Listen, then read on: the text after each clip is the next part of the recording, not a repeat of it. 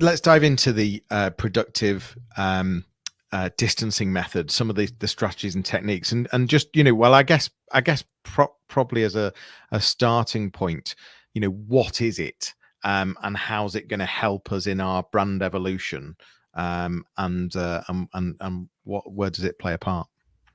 Sure. So productive distancing is a series of techniques that clients who are going through the process of evolving their brand, they are led through this process with us in order to get to a place of full clarity on the value proposition that lives inside their business.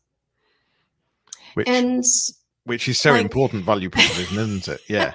yeah, I think it's important for especially marketing audiences to understand, like, what you think might be your true value proposition may not be. And the acceptance of that is the first requirement of productive distancing. Okay. Sounds good. So once you've maybe started to question, is my true value proposition exactly what we claim it to be? The next step is to start inside your business and ask a series of questions among your executive team and your employee base to identify their perception of the business's unique value proposition. So we start this by doing a set of qualitative interviews with the executive team.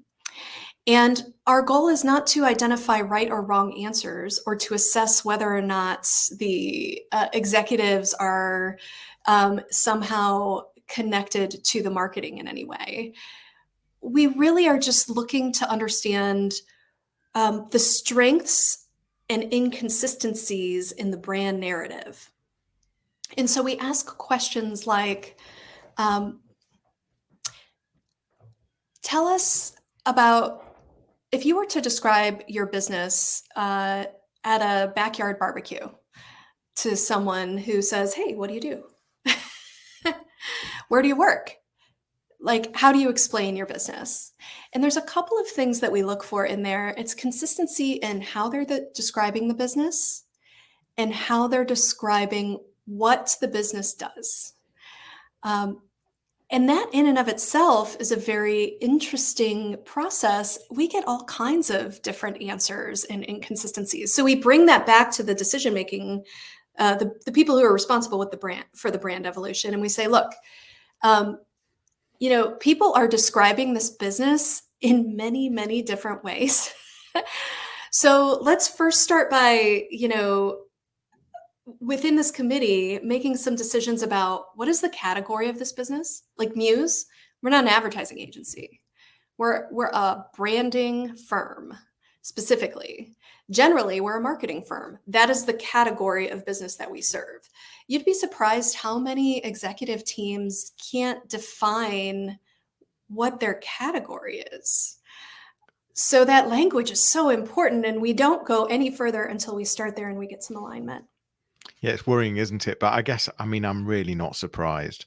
Although I'd possibly wrongly assume the larger the organization, larger the corp, the more people do understand the brand. But but that could be a really bad assumption as well. And I just wouldn't be surprised in the mid-sized businesses if that's the case. So you have this, you identify what the value proposition is. You then see what the actual exec team believe it is, what the employees believe it is. You then find out that no one's saying the same thing. So what? Yeah. So and you take that back to the committee. And what happens next, Jackie? Well, quite often what we find, and I'll just share a common, one of the most common sort of symptomatic areas that we find, it's this idea that people are focused on the transaction. This is obviously very true with sales teams, but they're focused on this sort of transaction. Like, we sell this product and then we solve this problem and then we get money for it. And what happens when brands are operating inside that transactional narrative is that they become commoditized very easily. So now you're competing on the essence of price. There's not a whole lot. It's a very shallow kind of brand narrative. This sort of transactional. We have this. You give us money. We give you that. So the next layer of conversation we start talking about, we have this continuum. You start at this transactional status quo. Brand evolution, when it's effective, it helps businesses and their teams get to a place of transformation. And that transformation is bigger than the product or service itself. And so that's where the true value proposition is. And it has to do with the purpose of the business. So that's one of the reasons we love working with wellness, is because it's a very easy correlation between, we will sell you this supplement and we are actually changing lives. Mm-hmm. Right. And so that changing lives narrative is then what we start to promote and prioritize in the brand, because that is ultimately the idea and the emotion that people buy into. And then they buy into the product second. Right. So it allows brands to overcome this transactional mindset and get into the bigger picture. That is where you can elevate your price points. You'll have higher close rates, and you'll really stand apart from your competition by connecting with your audiences in a deeper way.